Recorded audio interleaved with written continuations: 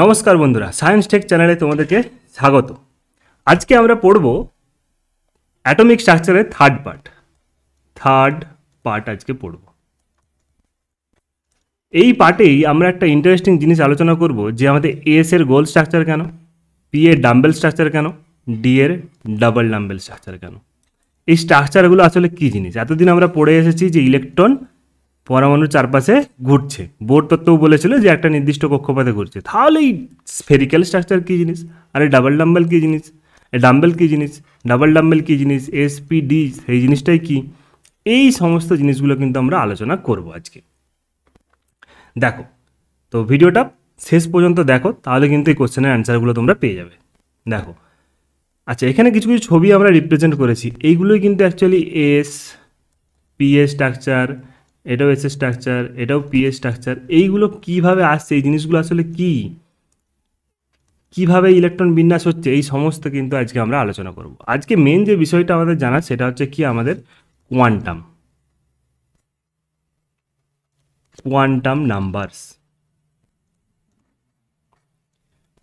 Numbers দিয়ে আমরা অনেক কিছু জিনিস ব্যাখ্যা করতে পারি, সেইগুলো কিন্তু আজকে আমরা জানবো। তবে আগে জানতে হবে যে কোয়ান্টামটা কেন দরকার, কোয়ান্টাম নাম্বারসটা কেন দরকার।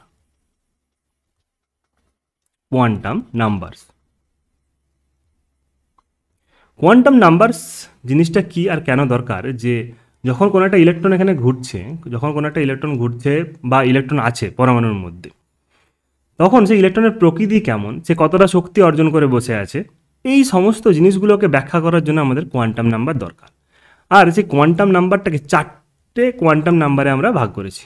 4টে কোয়ান্টাম নাম্বার আমাদের প্রয়োজন একটা ইলেকট্রনকে ডিফাইন করার জন্য, ঠিক আছে। প্রথম যে কোয়ান্টাম নাম্বার সেটা হচ্ছে আমাদের কি বলা হচ্ছে, প্রিন্সিপাল কোয়ান্টাম নাম্বার।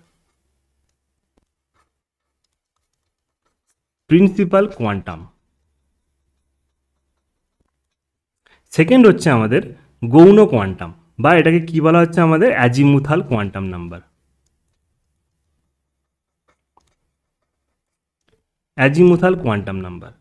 সেকেন্ড হচ্ছে আমাদের ম্যাগনেটিক কোয়ান্টাম।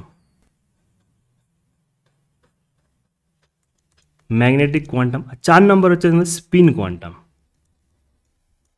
এই 4টে নাম্বার দিয়ে আমরা যে কোনো ইলেকট্রনের প্রকৃতিকে আমরা কিন্তু ডিফাইন করতে পারি, আর এটাও বলতে পারি যে ইলেকট্রনটা কোথায় অবস্থান করছে। আচ্ছা, যখন এই প্রিন্সিপাল কোয়ান্টাম কথাটা শুনলে তখন তোমাদের কি মনে পড়লো যে আগের দিনের ক্লাসে আমরা কি বলেছিলাম বোরের সাফল্যের ক্ষেত্রে, যে বোরের তত্ত্ব থেকে আমরা প্রিন্সিপাল কোয়ান্টামের ধারণা পাই বা মুখ্য কোয়ান্টামের ধারণা পাই, এই কথাটা আমরা বলেছিলাম। দেখো, আচ্ছা, আরেকটা জিনিস ভেবেছিলাম, আমরা পড়েছিলাম আগের দিন, যে সোমারফিল্ড বলেছিল যে গোল আকার থাকা সত্ত্বেও, মানে বৃত্তীয় কক্ষপথ থাকা ছাড়াও সেখানে উপবৃত্তাকার কিছু কক্ষপথ আছে, সেখান থেকে আমরা পাবো অ্যাজিমুথাল কোয়ান্টাম নাম্বার। আচ্ছা, ম্যাগনেটিক কোয়ান্টাম জিনিসটা কি? আচ্ছা, আগের দিন আমরা একটা জিনিস পড়েছিলাম যে যখন আমাদের লাইন স্পেকট্রাম তৈরি হচ্ছিল, সেটাকে যদি আমরা ম্যাগনেটিক ফিল্ড দিই সেখানে, তাহলে কি হচ্ছিল, একটা জিমেন এফেক্ট দেখা যাচ্ছিলো। জিমেন এফেক্ট মানে এইগুলো আরও সূক্ষ্ম বর্ণালীতে ভেঙে যাচ্ছিল। এটা কে বলেছিল? জিমেন। তো জিমেনের এই এফেক্ট থেকে আমরা কিন্তু ম্যাগনেটিক কোয়ান্টাম পেয়ে যাব। আর স্পিন কোয়ান্টাম ইলেকট্রনের ঘূর্ণনের উপর ডিপেন্ড করে কিন্তু আমরা জিনিস পাবো। হয়েছে? আর এর সাথে সাথে আমরা অনেকগুলো জিনিস জানবো। একটা হচ্ছে কক্ষক কী জিনিস, ঠিক আছে। আচ্ছা, এই কক্ষর উপর উপকক্ষ কী জিনিস, এই জিনিসগুলো আমি কিন্তু আস্তে আস্তে জানতে শুরু করবো। দেখো, প্রথমেই হচ্ছে আমাদের ম্যাগনেটিক এই প্রিন্সিপাল কোয়ান্টাম জিনিসটা কি। আচ্ছা, বোর যে আমাদের বলেছিল যে প্রত্যেকটা ইলেকট্রন একটা নির্দিষ্ট কক্ষপথেই কিন্তু ঘুরছে, একটা নির্দিষ্ট শক্তি স্তর আছে। এই যে নির্দিষ্ট শক্তি স্তরগুলোকে, এইগুলোকেই বলা হচ্ছে আমাদের প্রিন্সিপাল কোয়ান্টাম, বা এটাকে আমরা এন বলে প্রকাশ করি, ঠিক আছে। ধরো আমাদের কি জানি, আমরা আমাদের কক্ষপথগুলো কি জানি, কে, L, M, N, O, P, Q. 7টা হয়েছে, 1 2 3 4 5 6 7। 7টা যে আমাদের ছোটোবেলা থেকেই জেনে এসেছি কক্ষ আছে। কার কক্ষ আছে? যে কোনো অ্যাটমের কক্ষ আছে। এইগুলোকে আমরা বলছি প্রিন্সিপাল কোয়ান্টাম। এইগুলোকে কি নাম দিয়েছি? 1 2 3 4 5 6 7। এইগুলোকে এন দ্বারা প্রকাশ করছি। আচ্ছা, যদি বলা হয় যে কোনো ইলেকট্রনের প্রিন্সিপাল কোয়ান্টাম 3, মানে বুঝতে হবে যে ইলেকট্রনটা এম কক্ষেতে অবস্থান করছে, এটাই প্রিন্সিপাল কোয়ান্টাম, এর বেশি আর কিছু নেই। নেক্সট হচ্ছে আমাদের গৌণ কোয়ান্টাম। গৌণ কোয়ান্টাম, আচ্ছা এই প্রিন্সিপাল কোয়ান্টাম থেকে আমরা যেটা ধারণা পাই সেটা হচ্ছে আমরা কি কক্ষের ধারণা পাই। কক্ষ, কক্ষপথের ধারণা পাই, কক্ষপথ, কক্ষপথের কিন্তু আমরা ধারণা পাই। হয়েছে, চলো কোথায় চলে গেলাম, কক্ষপথের ধারণা পাই। এবার দেখো গৌণ কোয়ান্টাম, গৌণ কোয়ান্টাম, গৌণ কোয়ান্টাম এটাকে আমরা কি দিয়ে প্রকাশ করি, এল দিয়ে প্রকাশ করি, এল। হয়েছে, এল। আচ্ছা আগের দিন আমরা পড়েছিলাম সোমারফিল্ড বলে একটা লোক ছিল, সোমারফিল্ড এসে বলছে না দেখো বোর, তুমি যে বলছো যে একটা নির্দিষ্ট কক্ষপথ আছে, যদি এই কক্ষপথটাকে যদি আমরা আরও একটু বিশ্লেষণ করে দেখি যে যেইভাবে বর্ণালীগুলো আসছে, শুধুমাত্র এরকম গোল থাকা সম্ভব নয়। গোল আছে মানছি, কিন্তু তার সাথে কিন্তু কিছু কিছু উপবৃত্তাকার কক্ষপথও কিন্তু বর্তমান, বা এই কক্ষপথের মধ্যে আরও কিছু কিছু আমরা রেডিয়েশন পাচ্ছি। যে তুমি যে বলছো না যে বোর বলেছে যে একটা নির্দিষ্ট শক্তি স্তর, মানে এখানে ধরো 10 বলেছে মানে 10, এটা ভেবেছিল বোর, কিন্তু বলছে যে একটা রেঞ্জ পাই আমরা। সোমারফিল্ড এসে বলছে যে একটা রেঞ্জ পাই, ধরো এখানে বলেছি 10, এটা বলেছি 10 কক্ষপথ, 10 থেকে এটা 12 পর্যন্ত একটা রেঞ্জ কাজ করছে, 10 থেকে 12 পর্যন্ত এই শক্তির একটা রেঞ্জ এখানে কিন্তু আছে। এইগুলো কিন্তু আমরা কিন্তু বিশ্লেষণ করে দেখছি যে মানে বলতে চাইছে যে একটা কক্ষের মধ্যেও কিন্তু অনেকগুলো স্তর আছে, কক্ষপথের মধ্যেও কিন্তু অনেকগুলো স্তর আছে, সেইগুলো কি হচ্ছে উপকক্ষ, উপকক্ষ। এই উপকক্ষগুলোকে ডিনোট করছে কে দিয়ে, গৌণ কোয়ান্টাম দিয়ে। গৌণ কোয়ান্টাম দেখো ইলেকট্রনে কোথায় অবস্থান করছে, প্রথমে যেটা জানলাম আমরা কি না মুখ্য কোয়ান্টাম, যদি 3 বলি মুখ্য কোয়ান্টাম নাম্বার মানে সে হচ্ছে এম কক্ষপথে আছে। এবার এই 3 নাম্বার কক্ষপথের মধ্যেও কিন্তু অনেকগুলো ভাগ আছে যেগুলো হচ্ছে উপকক্ষ। এটা এসে কে বলেছিল, সোমারফিল্ড বলেছিল, সোমারফিল্ড বলেছিল। সোমারফিল্ড এইগুলোকে গৌণ কোয়ান্টাম নাম দিয়েছিল। আরও বলেছিল যে একটা জিনিস, যে গৌণ কোয়ান্টাম সংখ্যা হতে পারে 0 থেকে কোথা পর্যন্ত, n-1 পর্যন্ত, যে কোনো পূর্ণ সংখ্যা হতে পারে 0 থেকে n-1। মানে বলতে চাইছি যদি আমাদের n মানে মুখ্য কোয়ান্টাম যদি 3 হয়, তাহলে ওর মধ্যে যে গৌণ কোয়ান্টামগুলো থাকবে সেটা হতে পারে 0, 1, 2। মানে এখানে কি দেখেছে n-1 মানে কত, 3-1 মানে হচ্ছে 2। এই এই তোমার হচ্ছে 0 থেকে যে কোনো পূর্ণ সংখ্যা হতে পারে হচ্ছে আমাদের গৌণ কোয়ান্টাম। আচ্ছা গৌণ কোয়ান্টাম তাহলে বলে যে উপকক্ষ, তাহলে উপকক্ষের কিছু নাম দাও, উপকক্ষের কিছু নাম দাও। তখন শুধু 0, 1, 2, 3, 4 ঠিক আছে মানছি, কিন্তু মুখ্য কোয়ান্টামেও 1, 2, 3 বুঝতে পারলাম। আচ্ছা এখানেও যদি 1, 2, 3 করে দিই একটু বুঝতে কষ্ট হবে, তখন বললো ঠিক আছে এখানে নাম হচ্ছে কী আছে, উপকক্ষকে আমরা বলছি দেখো S, P, D, F. Mainly এই চারটাই মনে রাখো, এরপরেও জি আছে, আরও অনেকগুলো আছে, কারণ n-1 মানে কি 7টা কক্ষ আছে, 7-1 মানে 6টা, 6, 0 থেকে 6 তোমার যে কোনো পূর্ণ সংখ্যা হতে পারে, মানে উপকক্ষ এতগুলো হতে পারে, কিন্তু মেনলি এসপি ডিএফ পর্যন্তই উপকক্ষ হয়, মানে অস্তিত্ব আছে, বাকিগুলোর অস্তিত্ব নেই। বলছি এসপি ডিএফ এই চারটা জিনিস হতে পারে। বলছি চারটা জিনিসের ক্ষেত্রে আমরা উপকক্ষের নাম্বার কী দেবো, গৌণ কোয়ান্টাম নাম্বার কী দেবো, বলছি এসকে দেবো 0, পিকে দেবো 1, ডিকে দেবো 2, আর এফকে দেবো 3। হয়েছে, এইটা হচ্ছে আমাদের গৌণ কোয়ান্টাম। কোথা থেকে এলো, সোমারফিল্ডের কাছ থেকে এলো, বুঝতে পেরেছো? আচ্ছা এগুলো কী পেলাম, উপকক্ষ, উপকক্ষ, উপকক্ষ পেয়েছি। চলো ঠিক আছে, খুব সুন্দর। এবার আসছে কি ম্যাগনেটিক কোয়ান্টাম।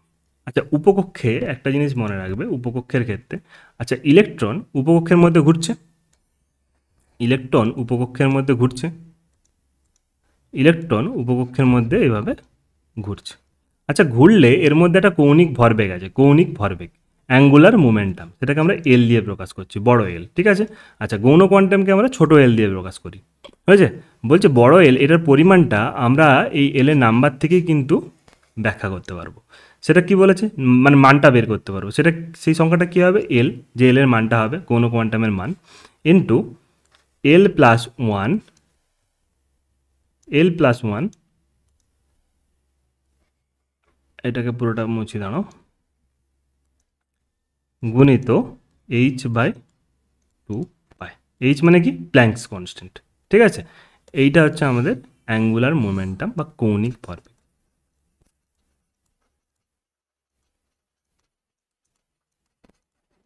হয়েছে, কৌণিক ভরবেগ। যে ইলেকট্রনটা যখন এদিকে ঘুরছে তো এদিকে একটা তার অ্যাঙ্গুলার মোমেন্টাম কাজ করবে, সেটার মান হচ্ছে আমরা হচ্ছে গৌণ কোয়ান্টাম থেকে পেয়ে যাব। বুঝতে পেরেছ? চলো, magnetic quantum. Magnetic quantum,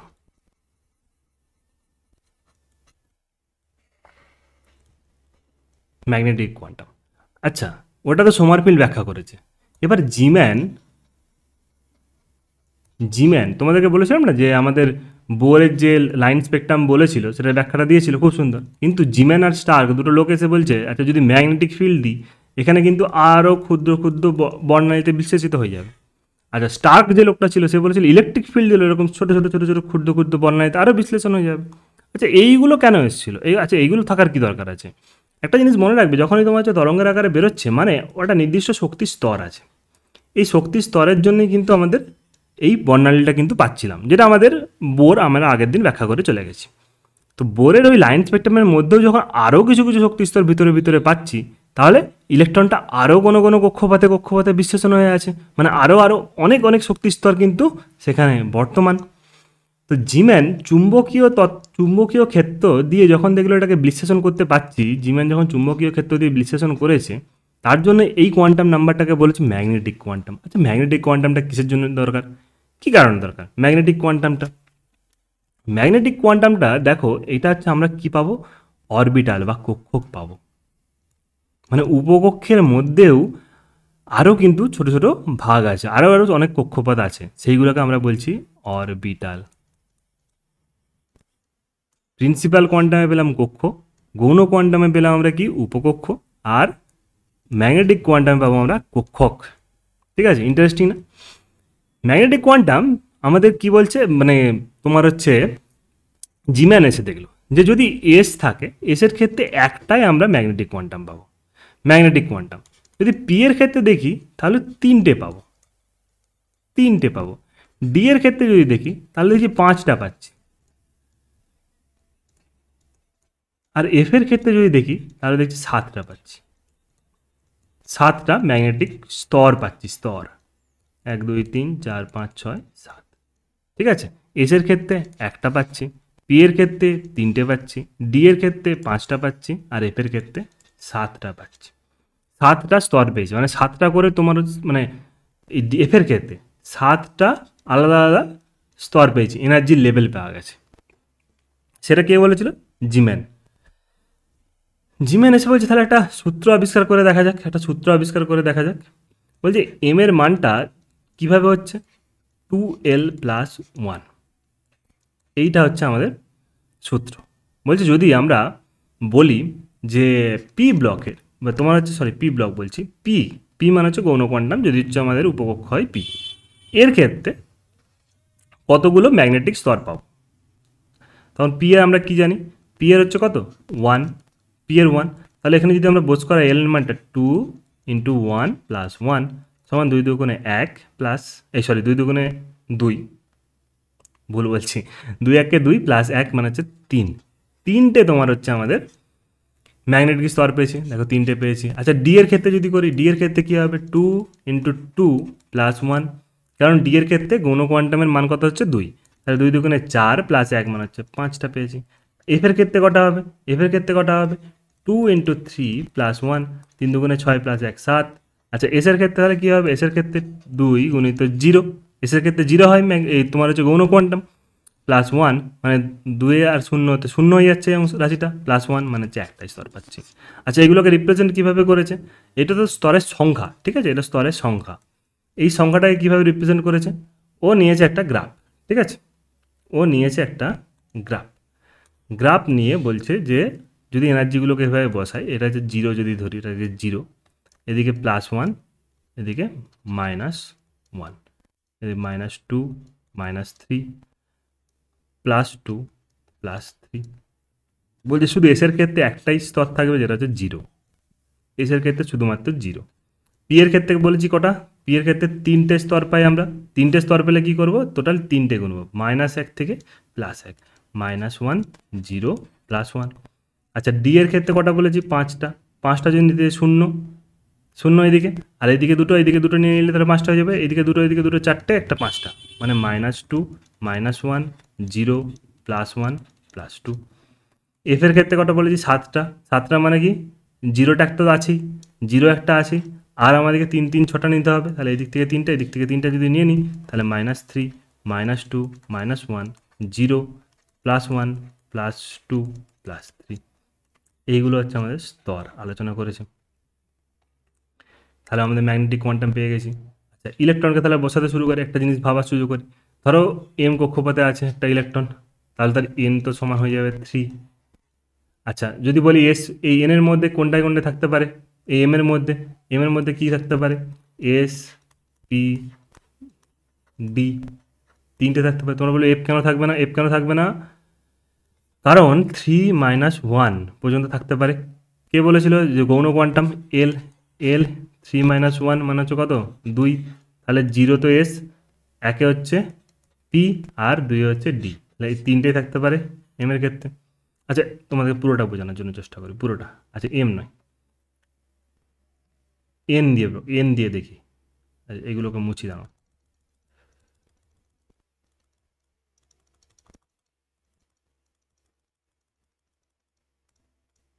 N দিয়ে দেখি, এন, নেক্সট লাইনেই চলে যাই আমরা। এন, এন কক্ষপথ, এন কক্ষপথের ক্ষেত্রে কী হবে, 4 হয়েছে, 4টে। এনের ক্ষেত্রে প্রিন্সিপাল কোয়ান্টাম এন সমান 4। আচ্ছা, এনের ক্ষেত্রে কী কী থাকতে পারে, এস হতে পারে, পি হতে পারে, ডি হতে পারে, আর এফ হতে পারে। এবার কি বললাম, ম্যাগনেটিক কোয়ান্টাম এস এর ক্ষেত্রে যে কোনো একটা স্তর হতে পারে, পি এর ক্ষেত্রে 3টে, ডি এর ক্ষেত্রে 5টা, আর এফ এর ক্ষেত্রে 7টা।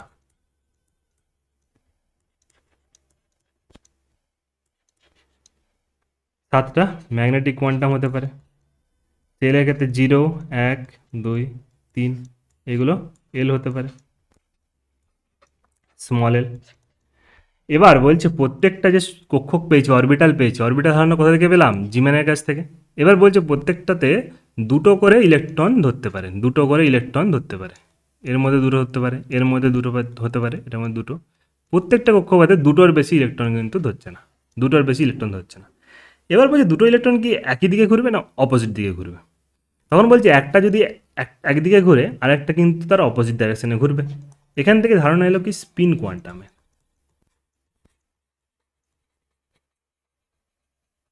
স্পিন কোয়ান্টামের ধারণা, স্পিন কোয়ান্টাম। তখন বলছে স্পিন কোয়ান্টাম হতে পারে +12 আর একটা হতে পারে -12। স্পিন কোয়ান্টাম, স্পিন কোয়ান্টাম হতে পারে +12 আর -12। মানে বলছে যে একটা যে কোনো অরবিটালের মধ্যে, দেখো এখানে এস এর মধ্যে যে কোনো একটা অরবিটাল, বা ডি এর ক্ষেত্রে আমি এই অরবিটাল ধরলাম, যে কোনো একটা অরবিটাল যদি ধরি, আমার 2টো ইলেকট্রন থাকতে পারে। সেই ইলেকট্রনটা কীভাবে রিপ্রেজেন্ট করি, একটা হচ্ছে +12 একটা -12, টোটাল এনার্জিটাকে 1 ধরা হয়।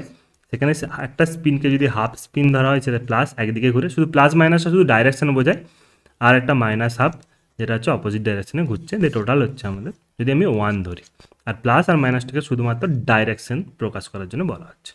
এবার আগে যেটা আমরা পড়লাম গৌণ কোয়ান্টামের ক্ষেত্রে, গৌণ কোয়ান্টামের ক্ষেত্রে অ্যাঙ্গুলার মোমেন্টাম পড়ছিলাম, সেটা কীভাবে, যে কক্ষপথ বরাবর অ্যাঙ্গুলার মোমেন্টাম, ঠিক আছে, কক্ষপথ বরাবর। যেমন আমাদের পৃথিবী ঘোরে কি সূর্যকে মাঝখানে রেখে, সূর্যকে মাঝখানে রেখে, সূর্যকে মাঝখানে রেখে পৃথিবী ঘুরছে, পৃথিবী ঘুরছে না? তো এখানে একটা অ্যাঙ্গুলার মোমেন্টাম পায়। আর আমাদের দিন রাত হওয়ার জন্য কী হয়, পৃথিবীটা আছে তার অক্ষের চারপাশেও কিন্তু ঘুরতে থাকে, তেমনি একটা ইলেকট্রনও কিন্তু তার নিজের অক্ষের চারপাশে কিন্তু ঘুরতে থাকে। সেই ঘোরার ফলে তার একটা অ্যাঙ্গুলার মোমেন্টাম তৈরি হয় নিজের চারপাশে ঘোরার জন্য। সেই অ্যাঙ্গুলার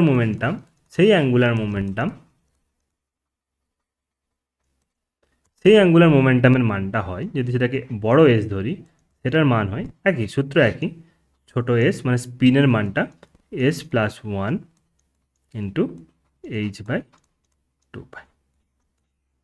ছোট্ট করে একটা অঙ্ক পড়ে যেতে পারে।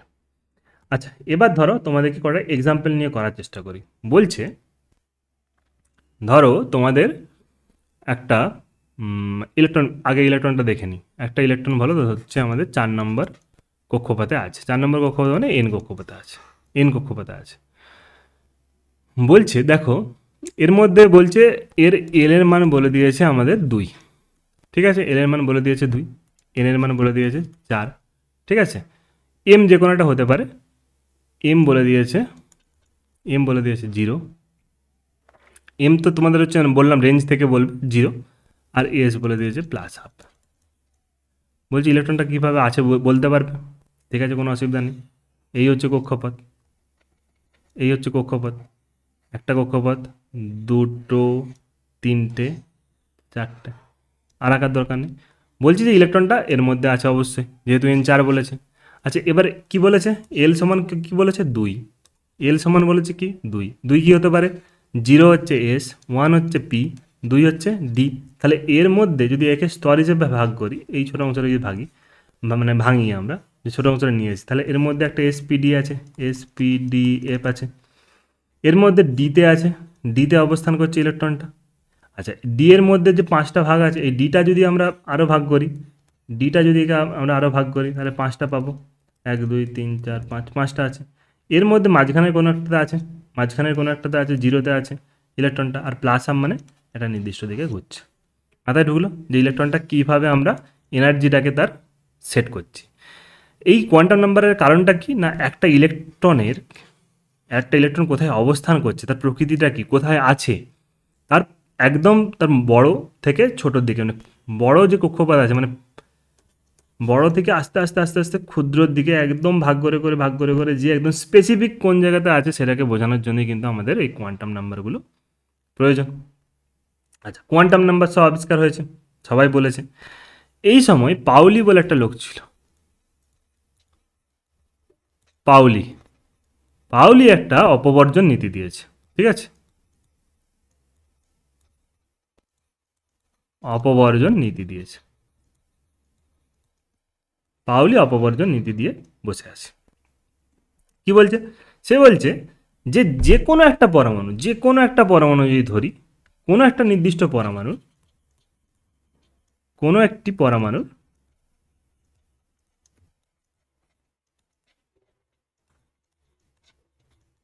যে কোনো দুটো ইলেকট্রন যদি ধরি, যে কোনো দুটো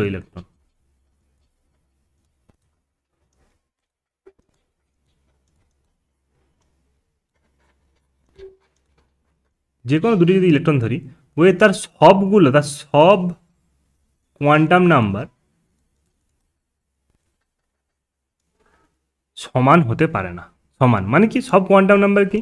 এন, এল, এম, এস, এই চারটেই ইলেকট্রন কখনোই সমান হতে পারে না নাম্বার।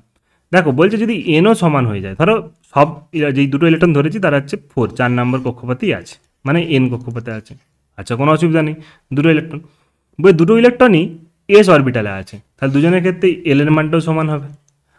আচ্ছা, ম্যাগনেটিক কোয়ান্টাম হতে পারে সমান, কারণ এসের ক্ষেত্রে কী আছে? শুধু 0। তাহলে দুটো ইলেকট্রনের জন্য এমও কী হবে? 0 সমান। কিন্তু এসটা হয়ে যাবে আলাদা, +½ অথবা -½ একজন যদি +½ হয়, একজন -½ হবে। স্পিন কোয়ান্টামটা ডিফার করবেই, এইটা হচ্ছে আমাদের পাউলি বলেছিল। হয়েছে? পাউলি বলেছে।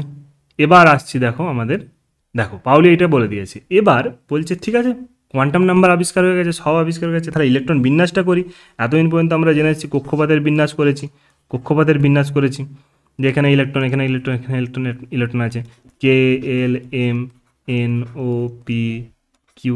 তোমরা পড়েছো 2 8 8 এরকম পড়ে এসছি না, যে দুটো 8টা করে ইলেকট্রন আছে, এভাবে ভেঙে ভেঙে আসি। এই ইলেকট্রনের বিন্যাসে আমরা পড়ে এসেছি। বলছি আচ্ছা, তাহলে আমাদের যদি কোয়ান্টাম নাম্বারটা তৈরি করার কি দরকার ছিল, যদি এইভাবে বিন্যাস করব? তখন একটা অব্বাউ প্রিন্সিপাল এলো। অব্বাউ বলে কোনো লোক নেই, ঠিক আছে? অব্বাউয়ের মানে হচ্ছে বিল্ডিং আপ, মানে এনার্জি স্তর আস্তে আস্তে বাড়াবো, ঠিক আছে? এনার্জি স্তর বাড়িয়ে আমরা হচ্ছে ইলেকট্রনের বিন্যাস করবো। এটা হচ্ছে অব্বাউয়ের প্রিন্সিপাল।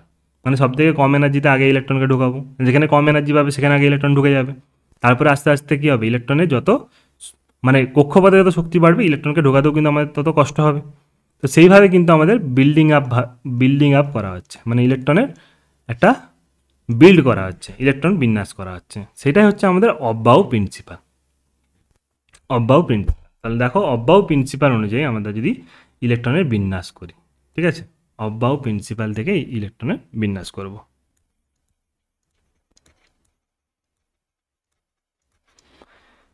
অব্বাউ নীতির মূল বক্তব্য।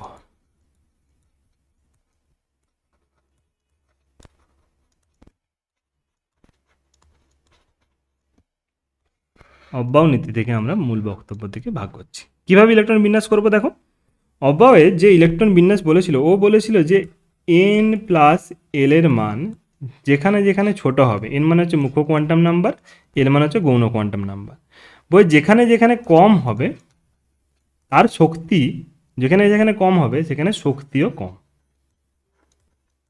শক্তিও কম। ঠিক আছে, n প্লাস এন এর মান যেখানে যেখানে কম তার শক্তিও কম। মানে বলতে চাইছে ধরো 4 নাম্বার কক্ষপথে একটা পি অরবিটাল আছে, ঠিক আছে, আর ধরো 5 নাম্বার কক্ষপথের একটা ডি অরবিটাল আছে, ঠিক আছে। এর ক্ষেত্রে এন এল কী হবে, এন তো এখানে এখানে কী হচ্ছে, এন হচ্ছে 4, আর পি এর জন্য এল কী হচ্ছে, এল এর মান কী হচ্ছে, পি এর ক্ষেত্রে কী বলেছিলাম 1, তাহলে এন প্লাস এল কত হবে এখানে 5, বুঝতে পেরেছো। এবার ডি এর ক্ষেত্রে দেখো এখানে এন কী হবে 5, আর ডি এর ক্ষেত্রে এল এর মান কি 2, 5 প্লাস 2 তোমার 7। বলছে যেহেতু এই 5টা ছোট 7-এর থেকে, মানে ভুল চিহ্ন দিয়ে দিলাম, দাঁড়াও, মানে তোমার হচ্ছে পি যে আছে 4p এর কিন্তু এনার্জি কম, 5d এই কক্ষপথে এনার্জি কিন্তু বেশি। তোমরা বলো কী ব্যাপার, এইসব এনার্জি বেশি বেশি কম টম কী হচ্ছে। আচ্ছা, যখন আমরা হাইড্রোজেন এঁকেছিলাম, হাইড্রোজেনে আমরা হচ্ছে কি বোর তত্ত্ব করছিলাম, তখন একটা জিনিস দেখেছো কি, লক্ষ্য করেছো কি, ভেবে দেখেছো কি, তোমরা একটু ভেবে দেখেছো কি, তারারাও কত আলোকবর্ষ জুড়ে প্রথম যে কক্ষপথটা ছিল সেখানে কত ছিল -13.6 ইভি ইলেকট্রন ভোল্ট ছিল। যত আমরা কক্ষপথ বাড়াচ্ছিলাম সেখানে কী ছিল মনে আছে, ই এন সমান E1 × 1/n², পড়েছিলাম তো। আচ্ছা, আগের দিন একটা জিনিস ভুল বলেছিলাম, ভুল বলিনি, মানে সেখানে এন লেখা ছিল কিন্তু আমি আর বলেছিলাম, ওই আর এর ক্ষেত্রে বলেছিলাম Rn সমান R1 × n², ঠিক আছে। এই জায়গাটা আমরা একটু ভুল বলে দিয়েছিলাম, মানে এন লেখাই ছিল, আমরা আর বলে দিয়েছিলাম। কোথায় গেল, হ্যাঁ এটা মুছে দিই, এটা আমাদের আজকে এখন কাজে লাগবে না। এবার দেখো, যখন আমরা হচ্ছে ধরো 4 নাম্বার কক্ষপথে শক্তি বার করছিলাম, কী ছিল -13.6 ইন্টু 4 কত হচ্ছে 16 দিয়ে যদি ভাগ করি তাহলে কী হবে, নিশ্চয়ই -13 থেকে, মানে মাইনাসটা ছাড়ো, এখন 13.6 থেকে মানটা অনেক কম হবে, 0.something কিছু আসবে, ঠিক আছে। যদি আমরা ভাগ করে দেখি তাহলে দেখো মাইনাসে যদি মানটা যত বড় হবে তত তার কি শক্তিটা কম হবে, আর যত ছোট হবে তার শক্তিটা তত বেশি হবে, তাই তো। যদি -5 ধরি আর -3 ধরি, কে বড়, -3 অবশ্যই বড়, কারণ -5টা কি মাইনাসের দিকে আরও 5-এ চলে গেছি, মানে এই দিকে আরও চলে গেছি মাইনাসের ক্ষেত্রে, ঠিক আছে। মাইনাসের ক্ষেত্রে দূরে সরে যাচ্ছি, মানে কি এই মানটা আরও ছোট হয়ে যাচ্ছে, মাইনাসে ছোট হয়ে যাচ্ছে, কিন্তু এই জায়গায় থাকলে তুলনামূলক বড় হচ্ছে। তাহলে কি যত আমরা কক্ষপথ বাড়াবো সেখানে হচ্ছে আমাদের কি হবে, শক্তিটা কিন্তু আস্তে আস্তে বেশি হবে, ঠিক আছে। এখান থেকেই কিন্তু আমাদের অব্যয় প্রিন্সিপালটা আস্তে আস্তে তৈরি হয়েছে, কিন্তু আমরা কোয়ান্টাম নাম্বার দিয়ে করছি, প্রত্যেকটা শক্তি স্তরের কিন্তু আমরা শক্তি আলোচনা করছি, সেটা নিয়ে কিন্তু আমাদের অব্যয় প্রিন্সিপাল এসছে। এখানে n প্লাস এল এর মানটা যেখানে যেখানে কম হবে তার শক্তিও ততটাই বেশি কম হবে। আচ্ছা, বলছি যদি n প্লাস এল এর মান যদি সমান হয়ে যায়, মানে অন্য একটা n প্লাস এল এর সাথে যদি সমান হয়ে যায়, তখন কি হবে, তখন বলছি যেখানে n এর মান ছোট হবে সেখানে কিন্তু আগে ইলেকট্রনটা ঢুকবে। কেমন সমান হচ্ছে, ধরো 3d ধরেছি আর 4p ধরেছি, 3d এর ক্ষেত্রে 3, d এর ক্ষেত্রে কত 2, ঠিক আছে। আর 4p এর ক্ষেত্রে কী বলছে, 4p এর ক্ষেত্রে 4 হচ্ছে n এর মান, আর l এর মান কত হচ্ছে sp1, তা 3 2 এখানেও 5 হচ্ছে, এখানেও 5 হচ্ছে, তা দুটো সমান হয়ে গেছে। তখন কি বলছে, তখন যেটা হচ্ছে n এর মান ছোট হবে, n এর মান ছোট, সেখানে কিন্তু আমাদের তার শক্তিটা কিন্তু তুলনামূলক ছোট হবে, ঠিক আছে। আচ্ছা, এইভাবে এবার বলেছে তাহলে ইলেকট্রনগুলোকে এবারে বসাই। ইলেকট্রনগুলো কীভাবে কনফিগারেশন করছি, যে আমাদের একটা পরমাণু নিয়েছি, তার মধ্যে আমরা একটা নিউক্লিয়াস নিয়ে নিয়েছি, এবার একটা বাইরে থেকে একটা করে ইলেকট্রনকে এখানে দিচ্ছি, বাইরে থেকে একটা করে ইলেকট্রন দিচ্ছি, তাহলে ইলেকট্রন কোথায় কোথায় ঢুকবে, এবার সেইভাবেই তো তৈরি হয়েছে ইলেকট্রন। প্রথমে তো শুধু প্রোটন ছিল, আস্তে আস্তে ওর প্রত্যেকটা কক্ষপথে একটা করে ইলেকট্রন অ্যাড হয়েছে, দিয়ে তার একটা ইলেকট্রনিক কনফিগারেশন পেয়েছি, ইলেকট্রনিক কনফিগারেশন পেয়েছি। ঠিক আছে, সেই ইলেকট্রনিক কনফিগারেশনটাই কিন্তু আজকে আমরা জানব, কিভাবে ইলেকট্রনিক কনফিগারেশন আমরা হচ্ছে। আমরা কে এল এম এন এইসব তো পড়ে এসেছি, এবার কিন্তু আমরা এসপিডিএফে ইলেকট্রন বিন্যাস করব। দেখো বলছে প্রিন্সিপাল কোয়ান্টামগুলো আগে আমরা করে নিই। কী কী ছিল আমাদের? K L M N O P Q, এই চারটা আছে। আচ্ছা, কে এর মুখ্য কোয়ান্টাম কত? 1, এল এর ক্ষেত্রে 2, এম এর ক্ষেত্রে 3, এন এর ক্ষেত্রে 4, ও এর ক্ষেত্রে 5, পি এর ক্ষেত্রে কত? 6, কিউ এর ক্ষেত্রে 7। আচ্ছা, একটা জিনিস কিছুক্ষণ আগে পড়ে এসেছি যে n-1 পর্যন্ত আমাদের কী হতে পারে? গৌণ কোয়ান্টাম হতে পারে। আর গৌণ কোয়ান্টাম কাকে ডিনোট করে? এস, পি, ডি, এফ এইগুলোকে ডিনোট করে 0 থেকে 1।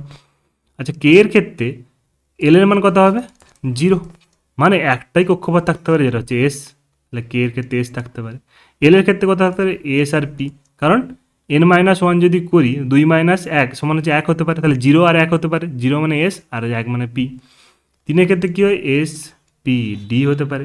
4 ক্ষেত্রে হতে পারে কি? S P D F. আচ্ছা, 5 ক্ষেত্রে হতে পারে এস পি ডি এফ। জি হতে পারে, কিন্তু এখানে ইলেকট্রন পাওয়া যায় না, তার জন্য এস পি ডি এফ পর্যন্তই কিন্তু আমরা করি। S P D F R S P D F. এবার এদেরকে নামগুলো দিয়ে দিই কি? এটা একজনের 1 আছে বলে 1s, এটা 2 আছে বলে 2, 2s 2p, এটা 3s 3p 3d, 4s 4p 4d, 4f 5s 5p 5d 5f, 6 সবগুলো 6 বসিয়ে দিই, 7 7 7 7 হয়েছে। এবার দেখো সবগুলোর n+l করে করে দেখেছে, আর যেখানে যেখানে সমান হয়েছে যেখানে যেখানে যেখানে n এর মানটা ছোটো সেখানে যেখানে বসিয়েছে। ওই যদি আমরা আইসোলেট ইলেকট্রন দিই, প্রথমে ইলেকট্রনগুলো কোথায় ঢুকবে? এসে ঢুকবে। ঠিক আছে, এসে ঢোকার পর কোথায় যাবে? আবার ব্যাক করে চলো। তারপরে দেখছি আমরা 2s ঢুকছে, তারপরে যাচ্ছে 2p 3s, প্রথমে তারপর 2pতে আসবে, তারপর 3s, তারপরে 3p 4s, তারপরে 3d 4p 5 এসে যাচ্ছে, তারপরে 4d 5p 6 এসে যাচ্ছে, তারপরে 4a 5d 6p 7 এসে যাচ্ছে, তারপরে ইলেকট্রনগুলো এইভাবে ঢুকছে। এখানে শক্তি স্তরগুলো কীভাবে লিখেছে দেখো, শক্তি স্তরগুলোকে এইভাবে লিখেছে পরপর। প্রথমে 1s এর শক্তি সব থেকে কম, তারপরে 2s, তারপরে 2p, তারপরে কি আসছে? 3s, তারপরে আসছে কি? 3p হয়েছে, তারপরে আসছে 3p 4s, তারপরে 3d 4p 5s হয়েছে। এইভাবে কিন্তু কন্টিনিউ আমাদের চলছে। তোমরা আপাতত 5s পর্যন্ত কিন্তু মনে রাখতেই হবে তোমাদেরকে, 5s নয় 4d পর্যন্ত মনে রাখতে হবে, 4d পর্যন্ত তোমাদের মনে রাখতে হবে। ঠিক আছে, পরপর 1s 2s 2p 3s 3p 4s 3d 4p 5s 4d। কীভাবে হচ্ছে? সব থেকে কম হচ্ছে 1s, তারপর 2s, তারপর 2p, মানে এগুলো শক্তিকে আলোচনা করছে। ঠিক আছে, কার শক্তি কত বেশি আছে, যত উপর দিকে যাবো তত শক্তি কিন্তু আমাদের বাড়বে, এই সিকোয়েন্সটা মনে রাখতে হবে। আচ্ছা, ইলেকট্রন বিন্যাস যদি করতে চাই আমাদের কীভাবে ইলেকট্রন বিন্যাস করবো? তোমাদের লাস্ট যেটা পড়েছিল কি? ক্যালসিয়াম। ক্যালসিয়ামের কত পড়েছিলাম আমরা? 20। ক্যালসিয়ামের পড়েছিলাম আমরা 20। আচ্ছা, ক্যালসিয়াম যদি ইলেকট্রন বিন্যাস করি তাহলে কীভাবে করবো? 1s 2s 2p 3s 3p, আপাতত লিখে নিই এতগুলো। এবার 20টা ইলেকট্রন আছে।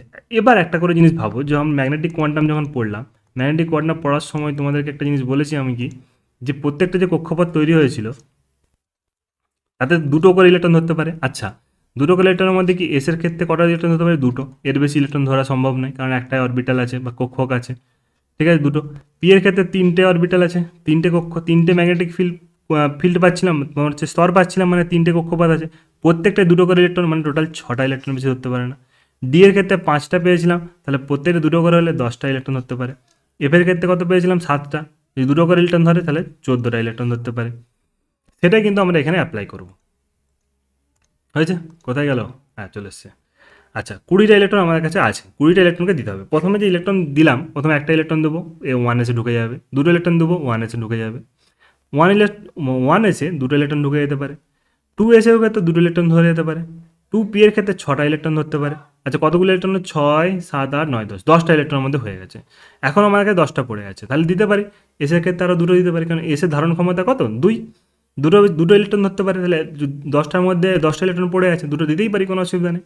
এখন আমার কাছে কটা পড়ে আছে? 8টা পড়ে আছে, তাহলে এখানে পিকেও দিই আমরা, পিকে 6টা দিয়ে দিই, এখনও দুটো পড়ে আছে, তাহলে পি এর পর কী আছে? 4s আছে, 1s, 2s, 2p, 3s, 3p, 4s, 4s-এ কটা ইলেকট্রন থাকবে তাহলে? আর দুটো ইলেকট্রন দিয়ে দিই।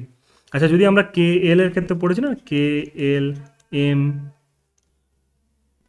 সরি কে এল এম এন পড়েছিলাম, আমরা কি পড়েছিলাম ছোটোবেলায়? 2, 8, 8, 2। আচ্ছা দেখি হচ্ছে কি না। আচ্ছা 1 মানে কে? 1-এর ক্ষেত্রে দুটো ইলেকট্রন ছিল, দুটো ইলেকট্রন পেয়ে গেছি। আচ্ছা 2 কোথায় কোথায় আছে? এখানে একটা আছে, এখানে আছে, মানে এই দুটোই হচ্ছে আমাদের কি? এল কক্ষপথে ইলেকট্রন। আর 6, 7, 8, 8টা ইলেকট্রন হয়ে গেছে। 3 কোথায় কোথায় আছে? এখানে আছে, এখানে আছে, তাহলে এখানে 6, 7, 8, 8টা ইলেকট্রন হয়ে গেছে। এনের ক্ষেত্রে কটা আছে? 4, এন মানে 4, 4টা একটাই দেখতে পাচ্ছি, একটা জায়গায় 4 দেখতে পাচ্ছি, কটা ইলেকট্রন নিয়ে বসে আছে? দুটো ইলেকট্রন, তাহলে 2। দেখো ইলেকট্রন বিন্যাস হয়ে গেছে। এবার যদি মাঝখানে স্ক্যান্ডিয়াম ঢুকে যায়, স্ক্যান্ডিয়াম মানে 21 নাম্বার, তাহলে এটার ইলেকট্রন বিন্যাস কী হবে? 1s, 2s, 2p, 3s, 3p, 4s, 3d। হয়েছে? দুটো ইলেকট্রন ধরতে পারে, 6টা ইলেকট্রন সর্বোচ্চ ধরতে পারে, এখানে দুটো ইলেকট্রন, এখানে 6টা ইলেকট্রন, এখানে দুটো ইলেকট্রন। দেখো হয়ে গেছে 20টা। এখন একটা পড়ে আছে, কোথায় ঢুকবে? ডিতে ঢুকে যাবে। তাহলে এর ইলেকট্রন বিন্যাসটা কীভাবে হবে? যদি কে কক্ষপথে দেখি, এল এম এন কক্ষপথে দেখি, কে মানে একটা ইলেকট্রন, যেখানে 1 আছে, 1 কোথায় কোথায় আছে? একটা জায়গাতেই আছে, মানে এখানে দুটো ইলেকট্রন ধরতে পারে। এল এর ক্ষেত্রে কোথায় কোথায়? 2 আছে, 2 এখানে আছে, 6, 2, 8টা ইলেকট্রন ধরতে পারে। এম মানে হচ্ছে 3, এখানে একটা 3 আছে, এখানে একটা 3, এখানে একটা 3 আছে, মুখ্য কোয়ান্টাম মানে কক্ষপথের নাম্বার এটা। তাহলে এখানে দুটো 4, দুটো 6টা, 8টা, 9টা ধরতে পারে। আর এখানে 4s এর ক্ষেত্রে কটা হচ্ছে? 4, 4 একটা জায়গায় দেখতে পাচ্ছি, মানে যেখানে দুটো। এইভাবে কিন্তু আমাদের ইলেকট্রন বিন্যাসগুলো করতে হবে। আচ্ছা ইলেকট্রন বিন্যাস আমরা হচ্ছে অলমোস্ট সবগুলোরই করে কি একটা আলাদা ক্লাস করব, ঠিক আছে? নেক্সট আমাদের আর দেখি যে এর পরে কী কী আছে। আচ্ছা ইলেকট্রন বিন্যাস তোমরা বুঝতে পেরেছো যে এইভাবে কিন্তু ইলেকট্রন বিন্যাস করতে হয়। দুটো এক্সাম্পল নিয়ে কিন্তু আজকে আমরা বুঝলাম। নেক্সট আমরা একটা জিনিস দেখি, নেক্সট যে জিনিসটা দেখবো আমরা। আচ্ছা একটা জিনিস আনবে, অব্যাও নীতির ক্ষেত্রে এই n+l এই যে জিনিসটা, এটা কিন্তু ল্যান্থানাইড আর অ্যাক্টিনাইডে কিন্তু সবসময় প্রযোজ্য হয় না, কারণ সেখানে এফ অরবিটাল ঢোকে, যার কিন্তু শক্তিস্তর আরও কম। সেগুলো কিন্তু আমরা পরে জানবো, যখন আমরা পিরিয়ডিক টেবিল পড়বো সেখানে জানবো যে কেন 8টা ইলেকট্রন থাকলে তবেই তাকে আমরা হ্যালোজেন বলছি, নিষ্ক্রিয় গ্যাস বলছি। কেন এই স্ট্রাকচারটা সব থেকে বেশি স্টেবল, এটাও কিন্তু আমরা জানবো যে অব্যাও প্রিন্সিপাল থেকে কীভাবে আসছে, কীভাবে শক্তিস্তরের ব্যাপারটা থেকে আমরা এটা ব্যাখ্যা করতে পারি। তো আমাদের এগুলো জানার জন্য তোমাদের কী করতে হবে? যে আমাদের চ্যানেলটাকে সাবস্ক্রাইব করে রাখতে হবে, সায়েন্স টেককে সাবস্ক্রাইব করে রাখতে হবে, থেকে এসে অনেক কিছু তোমরা শিখতে পারবে। চলো এবার যে আমরা প্রথমে যে কোশ্চেনটা করেছিলাম যে এস এর স্ট্রাকচার এরকম গোল কেন, পি এর স্ট্রাকচার এরকম ডাম্বেল আকার কেন, পি এর স্ট্রাকচার এরকম ডাম্বেল আকার কেন, ডি এর স্ট্রাকচার এরকম ডাবল ডাম্বেল কেন, এই জিনিসগুলো কেন এসছে, কেন? দেখো তোমাদের অব্যাও এসব পড়ার পর তোমাদের একটা সোমারফিল্ড বলে একটা লোক ছিল, সোমারফিল্ড নয়, সোডিঞ্জার বলে একটা লোক ছিল। সে এসে বলেছিল যে কোয়ান্টাম তত্ত্ব থেকে, যে সবসময় আমরা কণা হিসাবে দেখছি ইলেকট্রনগুলোকে, কণা হিসাবে দেখলে কিন্তু সব কিছু জিনিস আমরা ব্যাখ্যা করতে পারছি না, সেটাকে আমরা তরঙ্গের হিসাবেও দেখার চেষ্টা করি, তরঙ্গের হিসাবেও কিন্তু আমরা দেখার চেষ্টা করি। বলছে আচ্ছা ঠিক আছে, কণা তো বুঝলাম যে আমরা এটাকে এইভাবে ঘোরাতে পারছি ইলেকট্রনকে, ঠিক আছে, নিউক্লিয়াসকে কেন্দ্র করে ইলেকট্রনকে এইভাবে পাই করে ঘোরাচ্ছি, কোনো অসুবিধা নেই, আমরা সুন্দর ব্যাখ্যা করতে পারছি। আরে সোডিঞ্জার, তরঙ্গটাকে কীভাবে দেবো, তরঙ্গটাকে আমরা কীভাবে প্রকাশ করবো? তরঙ্গ তো এইভাবে ঘুরবে না, তরঙ্গ তো সোজা যাবে। আচ্ছা তখন বলছে ঠিক আছে, সোডিঞ্জার বলছে ঠিক আছে, আমরা এটা ব্যাখ্যা করছি। দেখো বলছে এই তো নিউক্লিয়াস আছে, কোনো অসুবিধা নেই। বলছে ইলেকট্রন যদি কণা হিসেবে ধরি তো ঘুরবে, কারণ হচ্ছে আমাদের কণার ধর্মতে কৌণিক ভরবেগ আসবে, অনেক কিছু আসবে, সেই সব জিনিস নিয়ে আমরা ঘুরবে, সেটা ফিজিক্সে আলোচনা, আমরা অত কিছু ভাবার দরকার নেই। বলছে যে তরঙ্গটাকে কীভাবে দেবো, ওই তরঙ্গটাকে কোথাও পাওয়ার একটা সম্ভাবনা বা প্রবাবিলিটি তৈরি হবে। ওই যখন আমরা এস এস যে অ্যাটম এস যখন অরবিটাল আছে, এস যখন অরবিটাল আছে তার মধ্যে যে ইলেকট্রনগুলো ঘুরছে না, ইলেকট্রনগুলো ঘুরছে, সেই ইলেকট্রনগুলো যদি মানে তরঙ্গের আকারে দেখি তাহলে প্রবাবিলিটিটা কীভাবে হবে, বলছে এইভাবে হবে। দেখো বলছে এই জায়গার মধ্যে এতগুলো কিন্তু ইলেকট্রন নয়, ঠিক আছে, বোঝার চেষ্টা করো, এতগুলো কিন্তু ইলেকট্রন নয়। বলছে এই ইলেকট্রনের তরঙ্গটাকে আমরা যখন খোঁজার চেষ্টা করব কোনো পরমাণুর ভিতরে, তখন কিন্তু এই যে রিজিয়নটা আছে, ধরো এটা নিউক্লিয়াস, ঠিক আছে, এই নিউক্লিয়াসকে কেন্দ্র করে একটা স্ফেরিক্যাল শেপে, স্ফেরিক্যাল মানে ফুটবলের আকারে, এখানে এখানে যদি খুঁজতে যাই কখনো দেখবো ইলেকট্রনটা এখানে আছে, কখনো দেখবে তরঙ্গটা এখানে আছে, কখনো দেখবো তরঙ্গটা এখানে, এখানে এখানে করে করে এই রিজিয়নটার মধ্যে কিন্তু আমরা একটা ইলেকট্রনকে পাওয়ার একটা সম্ভাবনা আছে। তার জন্য এটা হচ্ছে আমাদের কি স্ফেরিক্যাল স্ট্রাকচার, যেখানে সম্ভাবনা আছে, যেখানে এখানে খুঁজে পেতে পারি। তাহলে এই স্ফেয়ারের মধ্যে বা এই গোলকের মধ্যে যেখানে ইচ্ছা খুঁজে পেতে পারি। বলছে বাহ খুব সুন্দর, এইভাবে। তাহলে পিটা এরকম ডাম্বেল কী করে হলো, পিটা ডাম্বেল কী করে হলো, বলছে পি ডাম্বেল কী করে হলো, ঠিক আছে। আচ্ছা এতনও বললে যে এইভাবে আছে, এই পিটা ডাম্বেল কী করে হলো, বলছে যখন পি একটা জিনিস পড়েছিলাম আমরা, কি নোড পড়েছিলাম, নোডের ধারণা পড়েছিলাম, কে বোর এসে বলেছিল, বোর এসে বলেছিল নোডের ধারণা, ঠিক আছে। আচ্ছা তার আগে আমি একটা ছবি নিয়ে নিই, যেটা আমরা একদম প্রথমেই হচ্ছে আমরা ছবিটা দেখেছিলাম। দেখো আমরা হচ্ছে নোডের ধারণা কিন্তু আমরা পড়েছিলাম, নোড কি বলেছিল, যে আমাদের কে বলেছিল, বোর তত্ত্বের সাহায্যে বলেছিল, এই যে বোর তত্ত্বের সাহায্যে বলেছিল নোড, যে এখানে ইলেকট্রন পাবো, আবার একটা শক্তি স্তর গিয়ে এখানে ইলেকট্রন পাবো, যেখানে কোথাও ইলেকট্রন পাবো না, এটাকেই আমাদের বোর বলেছিল নোড। শ্রোডিঞ্জার বলছে নোডটা শুধুমাত্র কি গোলভাবেই থাকবে, নোডটা অন্যভাবেও হতে পারে। এস তো আমরা এইভাবে পেয়েছি, খুব সুন্দর। যখন আমরা দু নম্বরে যখন পিতে যাব, যখন 1 নম্বর কক্ষপথ যাচ্ছি, প্রথমে তো শুধু এস ছাড়া কিছু পাচ্ছি না। 2 নম্বরের ক্ষেত্রে আমরা কী হচ্ছে, 2 নম্বর দুটো কক্ষপথ, এই একটা কক্ষপথ, এই একটা কক্ষপথ, এই একটা কক্ষপথ, এই একটা কক্ষপথ, দুটো কক্ষপথ পেয়েছি, মানে একটা নোড থাকবে, এটা আমাদের বুঝতে পেরেছি। নোডের পরিমাণটা কী হয়, n-1, মানে যেটা যদি n থাকে, এখানে 2 আছে, 2 - 1 মানে হচ্ছে একটা নোড আমরা পাচ্ছি, ঠিক আছে, একটা আমরা নোড পাচ্ছি। সেই নোডটা শুধুমাত্র যে গোলভাবে থাকবে তার কোনো মানে আছে, গোলভাবে থাকবে কোনো মানে আছে, বলছেন না। দেখা যাক যদি 2p-টাকে নিই, ওই 2p যদি নিই, বলছে 2 নম্বর কক্ষপথে যদি এস থাকে, আচ্ছা ইলেকট্রনটা কীভাবে দেখলাম, প্রথমে হচ্ছে এইভাবে দেখলাম, স্ফেরিক্যাল শেপ। 2 নম্বরের ক্ষেত্রে আরও একটু বড় স্ফেরিক্যাল দেখব, এইভাবে ইলেকট্রনগুলো থাকবে ফেয়ার শেপে। প্রবাবিলিটি, এতগুলো কিন্তু ইলেকট্রন নয়, ঠিক আছে, এইভাবে থাকবে, মাঝখানে একটা নোড থাকবে। দেখো এই ছবিটার ক্ষেত্রে দেখো, এখানে ইলেকট্রন পেয়েছি, নিউক্লিয়াস, তারপরে এখানে কিন্তু ইলেকট্রন পাইনি, এই জায়গাতে কিন্তু আবার ইলেকট্রন কিন্তু এসছে, মাঝখানে একটা নোডের সৃষ্টি হয়েছে। বলছে নোডটাকে যদি আমরা এভাবে করি, যে ঠিক আছে এরকম একটা পুরোটাই গোল নেই, ঠিক আছে, পুরোটাই গোল নেই, যে এইভাবে থাকে, ঠিক আছে। বলছে এবার একটা নোড নেওয়ার চেষ্টা করি, ছোটো করা যাবে, ছোটো করা যাচ্ছে। বলছে যে নোডটা নিই, যদি এরকম মাঝখান থেকে যদি নোডটাকে বাদ দিয়ে দিই, মানে যদি ওরিও নোড নিই, কৌণিক নোড নিই, ঠিক আছে, যদি কৌণিক নোড নিই, তাহলে কী হচ্ছে, ইলেকট্রনটা বলছে এইদিকে থাকবে ইলেকট্রন, আর এইদিকে থাকবে ইলেকট্রন, মাঝখানটায় নোড হয়ে গেছে। যেই ছবিটা এইটা, মাঝখানে একটা নোড বানিয়ে দিয়েছি, উপর দিকে কিছু ইলেকট্রন আছে আর নিচের দিকে কিছু ইলেকট্রন আছে, মাঝখানে এখানে কিন্তু আমাদের নিউক্লিয়াস আছে, ঠিক আছে, এখানে নিউক্লিয়াস আছে, এখানে হচ্ছে কিছু আছে ইলেকট্রন, আর এখানে আছে কিছু ইলেকট্রন। বলছে এইটাই হচ্ছে পিএ স্ট্রাকচার, ডাম্বেল, ঠিক আছে, ডাম্বেল।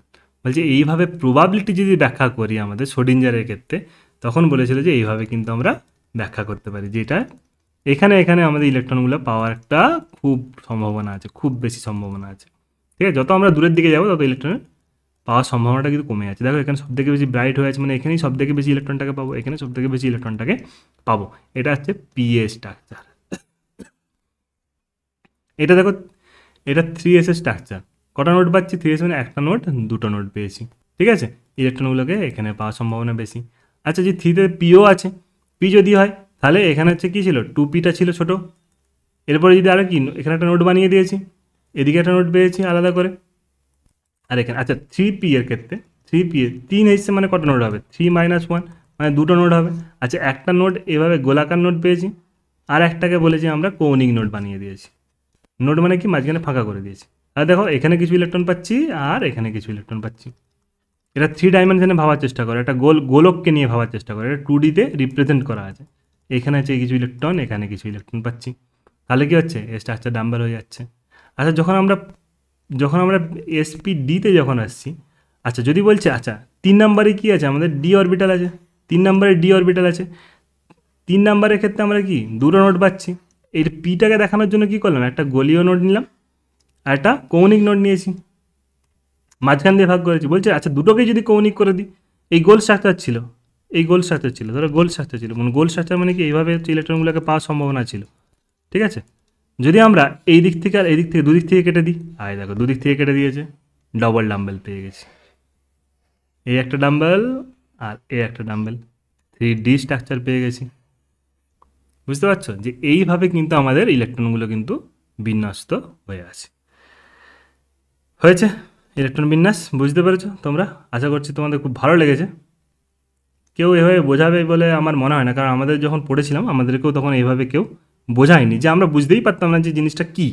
আরে বাবা কীভাবে গোল হয়ে আছে, কীভাবে ডাম্বেল হয়ে আছে, এসব আমরা কিছু বুঝতেই পারিনি, কিন্তু তোমাদেরকে আমরা বুঝিয়ে দিলাম। দেখো এবার আরেকটা জিনিস আমরা পড়ে নিই, যেটা হচ্ছে হুন্ডের মাল্টিপ্লিসিটি সূত্র, আর বাকি আরেকটা ক্লাস হলে পুরো চ্যাপ্টারটা শেষ হয়ে যাবে, ঠিক আছে। হুন্ডের মাল্টিপ্লিসিটি রুল, মাল্টিপ্লিসিটি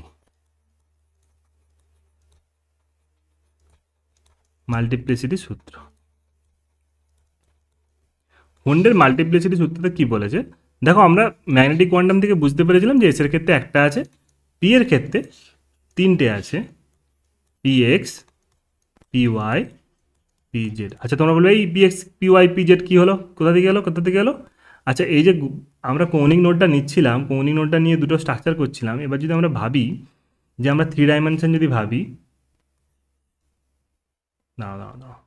হ্যাঁ যদি আমরা 3 ডাইমেনশনে ভাবি যে এটা এক্স অ্যাক্সিস, এটা এক্স অ্যাক্সিস, এটা ওয়াই অ্যাক্সিস, এটা জেড অ্যাক্সিস, মানে এক্সটা তোমার হচ্ছে কীভাবে যায় এইভাবে যাচ্ছে, মানে একটা চার চৌকা ঘর ভাবো, ঘরের ক্ষেত্রে এক্স অ্যাক্সিস ওয়াই অ্যাক্সিস। আচ্ছা কৌণিক নোডটা আমরা এক্সে নিতে পারি, কৌণিক নোডটা এক্স ওয়াই তলে নিতে পারি, ঠিক আছে, এক্স ওয়াই তলে নিতে পারি, ওয়াই জেড তলে নিতে পারি, জেড ওয়াই তলে নিতে পারি। তাহলে পি এর ডাম্বেলটা এইভাবে তৈরি হতে পারে, এইদিকে একটা, ওয়াইয়ের দিকে একটা তৈরি হতে পারে, আর জেডের দিকে একটা তৈরি হতে পারে। আর এইগুলো একটা একটা করে আমাদের কক্ষক বা অরবিটাল তৈরি হচ্ছে। তাহলে p x p y p z. আর এসের ক্ষেত্রে তো কোনো এক্স ওয়াইয়ের কোনো সিস্টেম নেই, কারণ হচ্ছে গোলীয় স্ট্রাকচার। গোলের ক্ষেত্রে তুমি কোথায় এক্স খুঁজবে, কোথায় ওয়াই খুঁজবে। ডি এর ক্ষেত্রে কী কী হতে পারে, ডি এর ক্ষেত্রে বলেছিলাম আমাদের, ডি এর ক্ষেত্রে যে ভাগটা হতে পারে 5টা, 3 4 5টা হতে পারে। বলছে d x y, d y z, d z x, d x square minus y square, আর ডি জেড স্কোয়ার। এই 5টা হতে পারে। এফের ক্ষেত্রে 7টা হতে পারে, ঠিক আছে, 3 4 5 6 7 7টা হতে পারে, ঠিক আছে।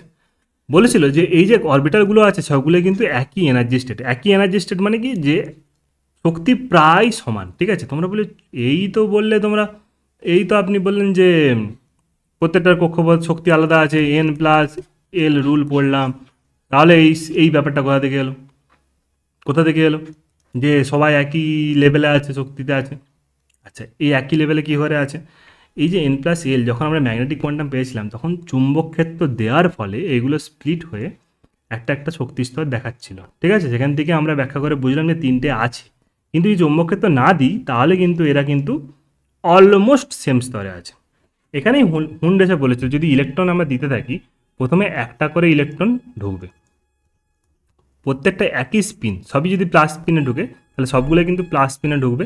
তারপরে যখন সব কক্ষপথ ভর্তি হয়ে যাবে তখন কিন্তু অপোজিট স্পিনে আবার ইলেকট্রন ঢুকবে, ঠিক আছে। এসের ক্ষেত্রে প্রথমে একটা ঢুকবে, যদি আমার কাছে দুটো ইলেকট্রন থাকে, ঠিক আছে, প্রথমে একটা ইলেকট্রন এইভাবে ঢুকবে, যখন ভর্তি হয়ে গেছে তখন আর অপশন নেই, তখন আবার দ্বিতীয় স্পিনে ইলেকট্রন ঢুকবে। এবার বলছে আমরা পি এর ক্ষেত্রে ধরো 5টা ইলেকট্রন আছে, আমাকে পিতে ঢোকাতে হবে। তাহলে কী হবে, পি এর ক্ষেত্রে 5টা ইলেকট্রন আমি ঢোকাচ্ছি, 1 2 সরি দাঁড়াও, পি এর ক্ষেত্রে কটা আছে? পি এর ক্ষেত্রে 3টে কক্ষপথ আছে, 5টা ইলেকট্রন আছে। বলছি প্রথমে আগে একটা করে ইলেকট্রন দাও, সবাইকে একটা করে ইলেকট্রন দাও। সবাইকে একটা করে ইলেকট্রন দিয়ে দিয়েছি, হুন্ড বলছে আচ্ছা ঠিক আছে। বলছে আমাকে এখনও 2টো পড়ে আছে, বলছি এবার তুমি অপোজিট স্পিনে ঢোকাও। ঠিক আছে, এইভাবে কিন্তু ইলেকট্রন বিন্যাস হবে। এই কথাটা হচ্ছে আমাদের হুন্ডের মাল্টিপ্লিসিটি রুল। ঠিক আছে, যতক্ষণ পর্যন্ত ফাঁকা কক্ষপথ থাকবে একই লেভেলে ততক্ষণ পর্যন্ত একই স্পিনে ইলেকট্রন ঢুকবে, তারপর আমাদের অপোজিট স্পিনে ইলেকট্রন ঢুকতে শুরু করবে। ঠিক আছে, চলো পরের দিন আমরা যেগুলো পড়বো সেগুলো হচ্ছে আমাদের ডি ব্রগলির তত্ত্ব পড়বো। ইলেকট্রন বিন্যাস আরও কয়েকটা এক্সাম্পল নিয়ে ভালো করে দেখবো, আর হুন্ডে মাল্টিপ্লিসিটি সূত্রটাকেও কাজে লাগাবো। কাজে লাগিয়ে কিন্তু আরও ভালো করে ইলেকট্রন বিন্যাসটা আমরা শিখবো। আজকে এই পর্যন্ত থাক, আর পরের দিন ইলেকট্রন বিন্যাসটা এই পরমাণু চ্যাপ্টারটা আমরা কিন্তু শেষ করে ফেলে বন্ধনে যাব। সমযোজী বন্ধন এই তোমার রাসায়নিক বন্ধন আছে না আমাদের হচ্ছে আছে মনে হচ্ছে পিরিয়ডিক টেবিল, পর্যায় সারণী যেটা আছে সেটা দেখে কিন্তু আমরা সেইভাবেই কিন্তু শুরু করব। চলো, ইম্পর্টেন্ট কথা, যদি তোমাদের ক্লাসটা ভালো লাগে তাহলে একটু তোমরা হচ্ছে তোমাদের বন্ধুদের সাথে শেয়ার করে দিও। শেয়ার করে দিলে আমরা একটু মোটিভেশন পাবো, আর সাবস্ক্রাইবটা অবশ্যই করে রাখো, কারণ এইভাবে ইন্টারেস্টিংভাবে আমরা কিন্তু পড়াবো তোমাদেরকে। আশা করছি তোমরা সবাই খুবই ভালো থাকবে এবং ভালো থাকো এবং পড়াশুনো চালিয়ে যাও। ধন্যবাদ।